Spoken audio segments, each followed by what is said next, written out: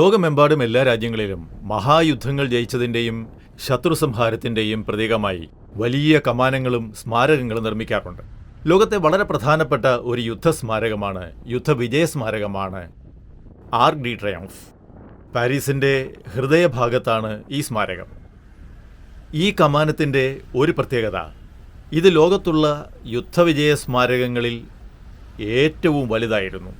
അതിമനോഹരമായ ശില്പങ്ങൾ കൊണ്ട് ഇത് അലങ്കരിച്ചിരിക്കുന്നു. പാരീസിൽ വരുന്ന ഏതാണ്ട് എല്ലാ സന്ദർശകരും ഇവിടെ എത്താറുണ്ട്. നാനാഭാഗത്തേക്കും റോഡുകൾ പോകുന്ന പാരീസ് നഗരത്തിൻ്റെ ഹൃദയഭാഗത്താണ് ഇത് സ്ഥിതി ചെയ്യുന്നത്.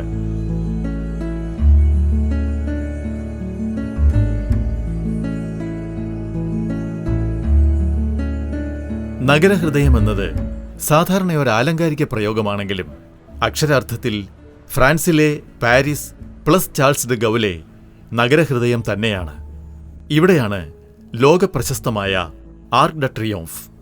വൃത്താകൃതിയിലുള്ള ഈ ജംഗ്ഷനിൽ നിന്ന് നഗരത്തിൻ്റെ വിവിധ ഭാഗങ്ങളിലേക്ക് 12 പ്രധാന പാതകൾ പോകുന്നു. അതുകൊണ്ടാണ് നഗരഹൃദയമെന്ന പ്രയോഗം അന്വർത്ഥമാകുന്നത്.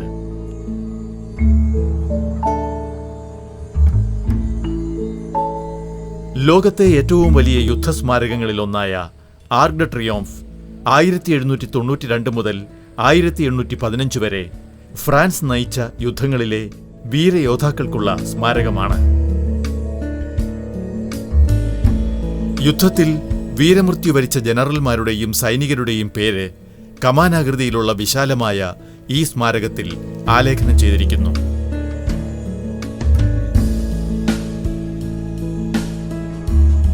1806 ഷോ ഷെൽഗയാണ് പുരാതന റോമൻ വാസ്തുശൈലിയുടെ നിയോ ക്ലാസിക്കൽ രീതിയിൽ ആർക്ക് ഡെ ട്രിയോംഫ് രൂപകൽപ്പന ചെയ്തത്. പൊതുനിരത്തിൽ കമാനാകൃതിയിലുള്ള ഭീമാകാരമായ നിർമ്മിതികളാൽ ചരിത്രത്തിന്റെ അച്ചുതണ്ടെന്ന നിലയിൽ യുദ്ധവിജിഗീഷുകൾക്ക് ആദരമർപ്പിക്കുന്ന ശൈലി അക്കാലത്ത് നിലനിന്നിരുന്നു. ആ രീതിയിൽ തന്നെയാണ് ആർക്ക് ഡെ ട്രിയോംഫ് രൂപകൽപ്പന ചെയ്തത്. 50 മീറ്റർ ഉയരവും 45 മീറ്റർ വീതിയും 22 മീറ്റർ വണ്ണവുമുണ്ട് ഈ യുദ്ധസ്മാരകത്തിന്.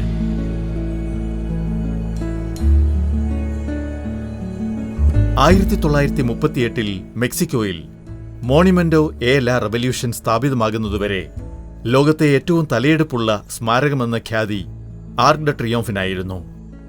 ആർക്കിന്റെ പാർശ്വങ്ങളിൽ 4 പ്രധാനപ്പെട്ട ലോകപ്രശസ്ത ശില്പസമുച്ചയങ്ങളുണ്ട്. രാൻ പിയർ കോർട്ടറ്റിന്റെ ദ ട്രയംഫ്,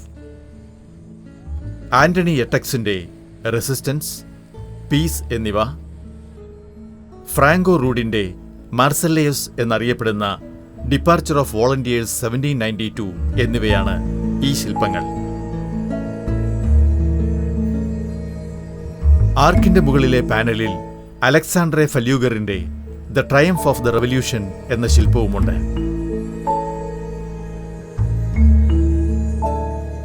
ആർക്കിനു കീഴെ അജ്ഞാത യോദ്ധാവിന്റെ കുടീരത്തിൽ 1920 മുതൽ ഒരു കെടാജ്വാല നിന്ന് കത്തുന്നുണ്ട്. യുദ്ധങ്ങളിൽ ജീവൻ ഹോമിക്കപ്പെട്ടവർക്ക് പുഷ്പങ്ങൾ അർപ്പിച്ച് സന്ദർശകർ ആദരവ് പ്രകടിപ്പിക്കുന്നു. പിതൃരാജ്യത്തിനായി 1914 മുതൽ 1918 വരെ പോരാടി ജീവത്യാഗം ചെയ്ത ഫ്രഞ്ച് സൈനികൻ ഇവിടെ അന്ത്യവിശ്രമം കൊള്ളുന്നു എന്ന് ഫ്രഞ്ച് ഭാഷയിൽ ആലേഖനം ചെയ്തിരിക്കുന്നു.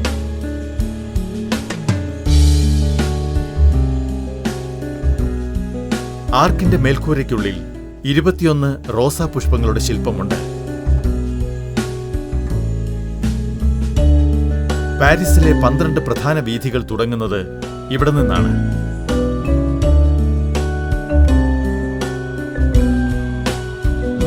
നഗരത്തിന്റെ മൊത്തം രൂപകൽപ്പന തന്നെ ആർക്ക് ഡെ ട്രിയോംഫ് കേന്ദ്രീകരിച്ചാണ് എന്ന് പറയാം.